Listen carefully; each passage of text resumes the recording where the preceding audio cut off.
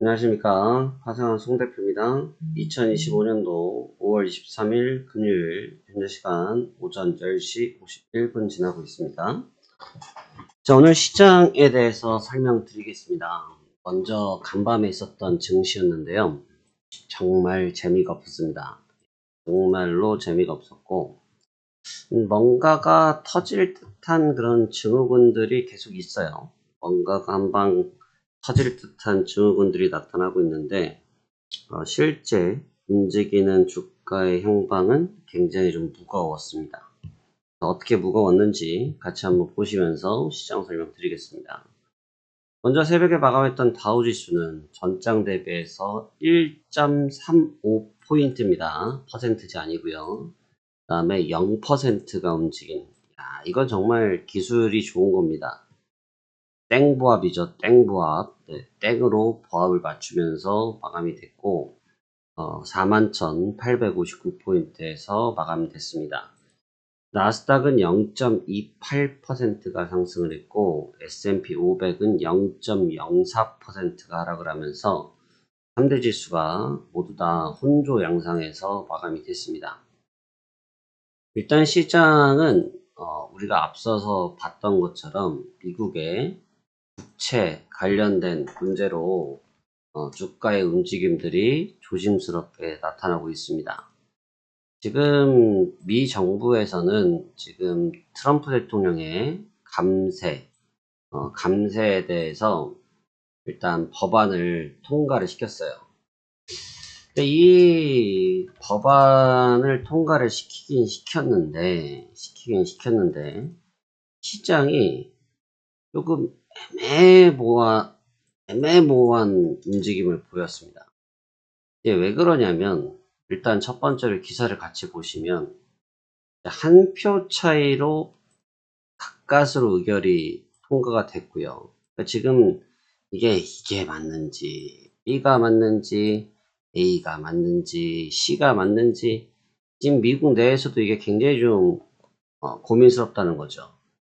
그러니까 여기서 이 부분을 지금 215 대 214로 끝을 내긴 했는데 이게 실질적으로 부채안을 확실하게 조정할 수 있을 거라는 확신이 지금 보이진 않고 있다. 그리고 이게 이 뒤에 상원이 좀 기다리고 있고 그래서 결국은 이 연방국가 부채에 대해서 이 증가하는 부분을 어떻게 종식시킬 수 있을까?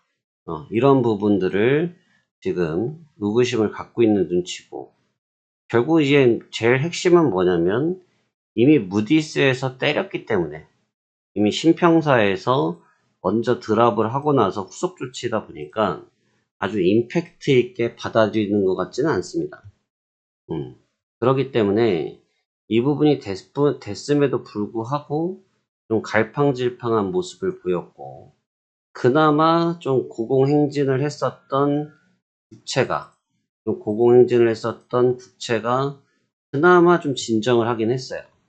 그나마 좀 진정을 하기 시작하면서 4.5를 넘어서서 4.6을 공략하던 부분이 4.5대로 내려왔으니까 어느 정도의 진정세는 찾긴 찾았는데 여전히 국채의 위치가 4.5 이상에서 위협적인 구간에 있다 보니까 이게 시장 참여자들이 뭘 해야 될지 몰랐던 거죠. 그러니까 어제는 정말 답변이 너무 쉬운데 무엇을 해야 할지 몰라서 못 움직였던 날입니다.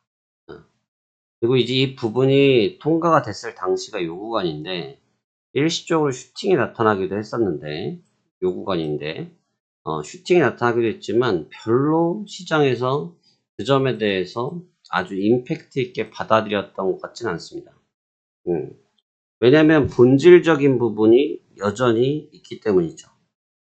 제가 어제도 말씀드렸지만 미국의 이 부채에 대한 부분은 하루 이틀 된 게 아니고 트럼프 대통령이 당선돼서 그런 것도 아니고 바이든 대통령이 그래서 그런 것도 아니고 이미 이전 정부부터 계속해서 누적되어 있던 누적분입니다.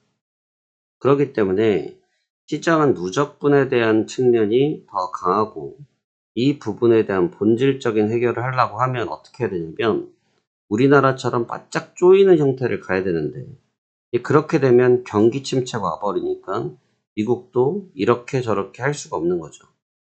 그러니까 이제 트럼프 대통령은 그 부분을 막고 싶으니까 계속해서 파월 연준 의장을 괴롭히는 거고, 파월 연준 의장을 괴롭혀서 얻고 싶은 것은 금리 인하를 얻고 싶은 거고, 금리 인하를 해서 어떻게든 시장의 유동성을 풀어내고 싶은 욕구가 크다라고 볼 수 있긴 하지만 현재 재정 상황에서 그 플레이를 하는 것도 미국 입장에서는 쉽지가 않죠. 그러니 현재와 같은 좀 애매모호한 주가의 향방이 나타나더라, 이렇게 정리해서 보시면 될 것 같습니다. 어제는 그러한 모습 속에서 주가가 마감이 됐는데 새벽녘에 다시 시장이 좀 밀려 내려왔죠. 정확히 말씀드리면 원위치입니다. 원위치예요. 이걸 분봉을 짧게 보면 변동성이 있어 보이시는데 분봉 넓게 보시면 그냥 어저께 이 시간대 있었던 위치에 그냥 돌아왔습니다.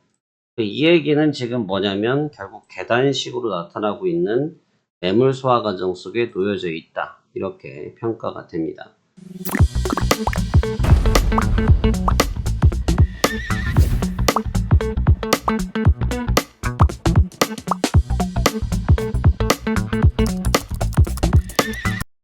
재료가 좀 없었고요. 시장을 자극시킬 만한 재료가 없었고 이렇게 말씀하실 수 있거든요. 아니 지금 부채 한도 협상이 좀 잘 돼서 올라가야 되는데, 아니 부채 한도 협상이 좀 애매하니까 이게 좀 밀려야 되는데 라고 하실 수가 있는데, 여러분 생각해 보시면 어떻게 보시면 되냐면 지난주 토요일날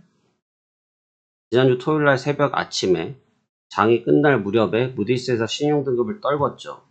신용등급을 떨구니까 월요일날 시장이 빠졌죠. 그런데 개장을 하니까 시장을 들어 올렸죠. 들어 올렸는데 미정부에서 괜찮아 해서 올렸죠.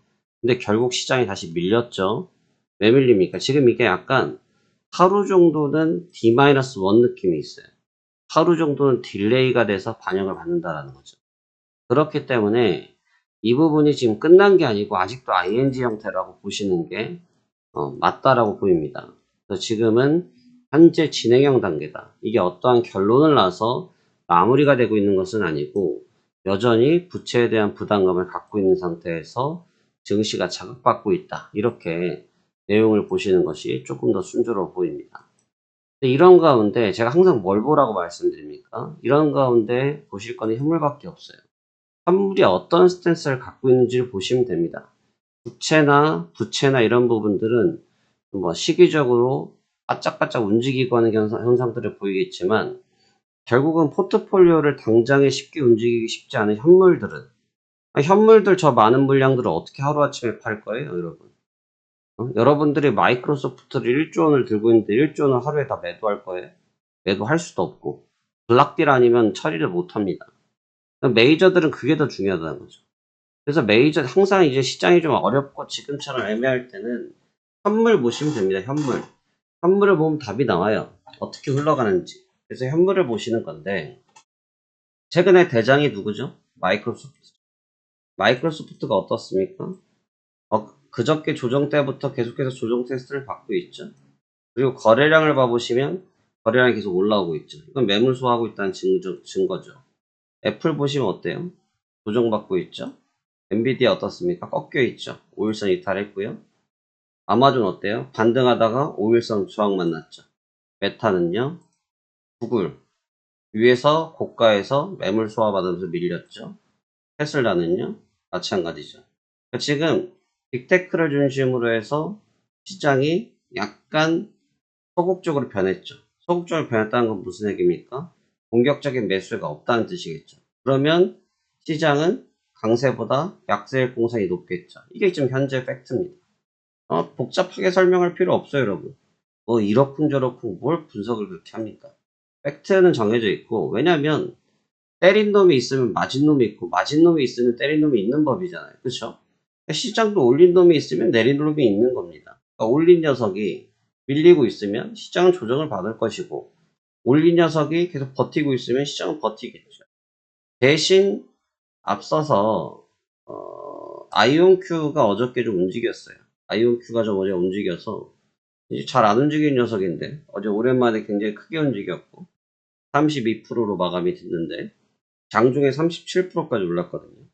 갑자기 여기서 뜬금없이 아이온큐가 하는 말, 여기 아이온큐 CEO께서 하시는 말씀, 우리는 양자 컴퓨터 업계 엔비디아가 될 거야 라고 얘기하면서 갑자기 올라왔어요. 거래량이 전거래일 대비해서 491포인트.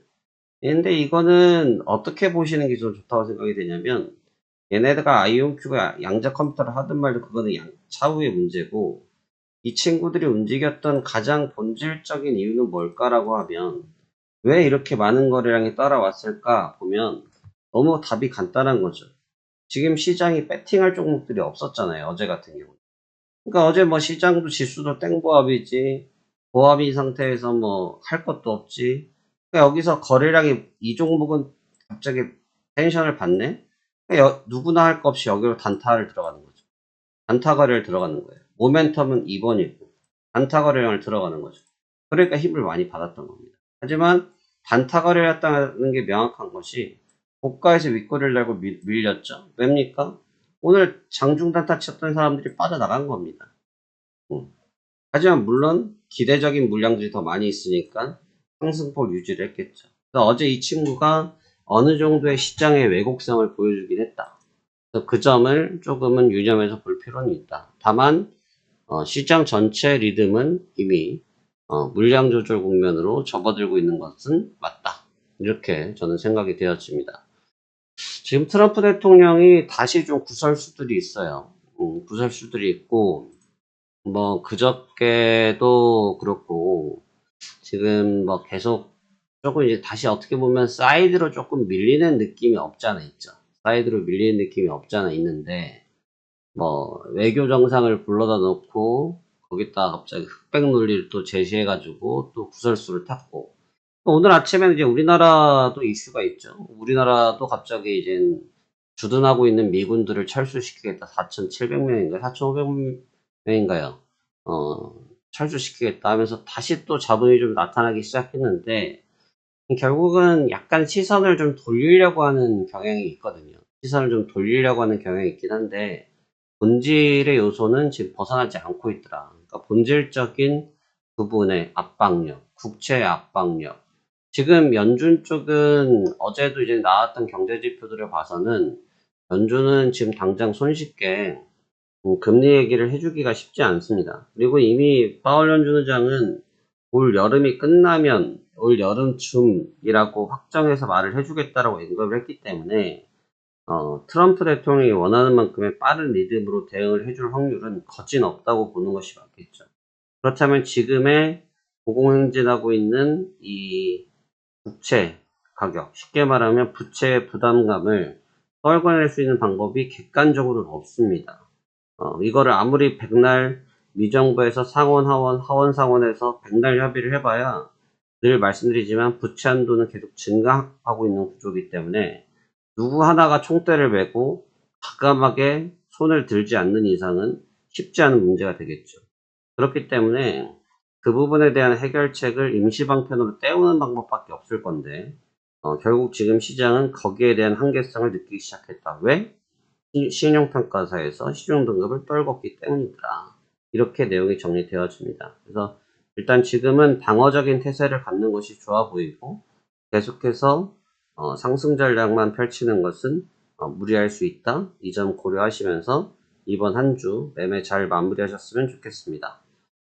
자, 좋습니다. 저도 오늘 시장 대응 준비해 보도록 할 거고요. 지금 시장은 잘 노리고 있으면 큰 게 올 수 있는 자리입니다.